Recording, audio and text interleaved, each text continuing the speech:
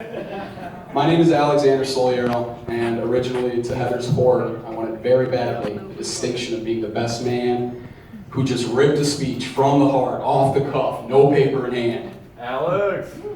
I wanted it. I told him not to. After a little leaning on from our beautiful bride here, I decided that I better take a more conventional route. But that doesn't mean that every word is no less heartfelt as it would have been otherwise.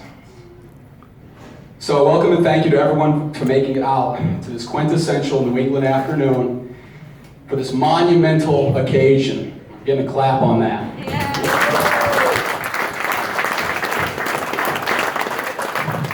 I specifically say the word monumental because that is what we are witnessing here is literally 10 years in the making, 3 of which Eric has spent in the mirror ensuring that every last hair follicle has been battered and beaten into rigid submission, his style perfected for just this occasion. I don't know what you're talking about.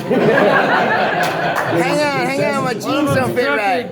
It's the consensus. Now, if you've seen a turtle cross the road, you've seen the pace at which with Eric operates at. Slow, deliberate, methodical at best, paranoid hypochondriac at worst. We all know, hate / love him for it, especially this girl. Without which, we all know Eric would most certainly devolve into a puddle of primordial ooze within a week, I give it. Rare is it the case when a woman is begging the man to get out of the bathroom so that she can get ready. But for real, Heather's adapted to this bizarre reality among many others quite well. And let's just face it, not everyone can roll out of bed and look like her. So. Absolutely. All right, all kidding aside, I'm Eric's best man. And after all that was said, I hope I continue to remain one of his good friends moving forward. I'm not alone though. We have a pretty tight group here, along with all the groomsmen, Drew Wysocki, Ken Bowman, Ryan Doran, Ryan Tabor, Scotty Warren. There's other people in attendance too, Paul Lanigan, Ryan Anderson, Mike Smith, Ryan Malik. Ryan, you're not an afterthought, dude. That did not sound like by no means. And also somebody in particular who's very special to myself and Eric in particular, and many other people here, Josh Lejeune. So.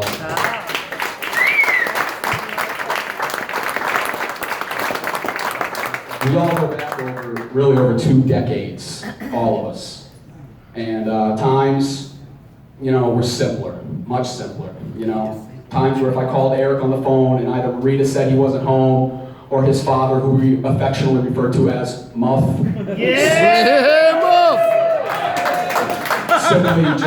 Simply just hung up on me. It was time to hop on the BMX bike and ride miles to find where he and the rest of the gang was. And summers were spent sailing, fishing, camping, riding ATVs, getting into mischief that only teenage boys can. And it was great. And I miss it. And I look back on all our childhoods very fondly on Andover Lake. And like I said, it was truly simpler times. But in today's world dominated by mobile technologies, feeding us a bazillion status updates from hundreds of different friends, many of which we haven't seen face to face yet, it's getting deep. It makes one take measure of the meaning of the word friend. And it's a word that really has lost its significance to many, but not in our little group, I believe. And I think the time tends to be the ultimate test to the longevity and durability of anything, friendships included. And I'm happy to say that mine and Eric have stood that test very well through the years. Absolutely. It's important to recognize and cherish what's real in this world, and that is what you, Eric, and you, Heather, are to me, and I think everybody in this room. You guys are real, genuine, thoughtful, intelligent, sinister individuals. But you guys go together perfectly, no doubt about it. And you've been together ever since many of us here in this room can remember. And the thought of you without the other, at least for me, is like PB and jelly without, that's what's so good! Oh! It's like PB without the jelly, ham without the cheese. Where's he at? Where's glasses? Justin Daimler without a handle at Captain Morgan.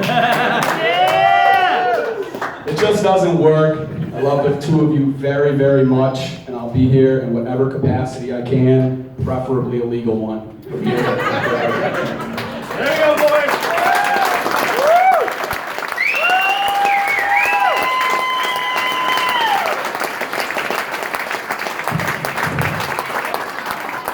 Gentlemen, raise your glasses and a toast for all our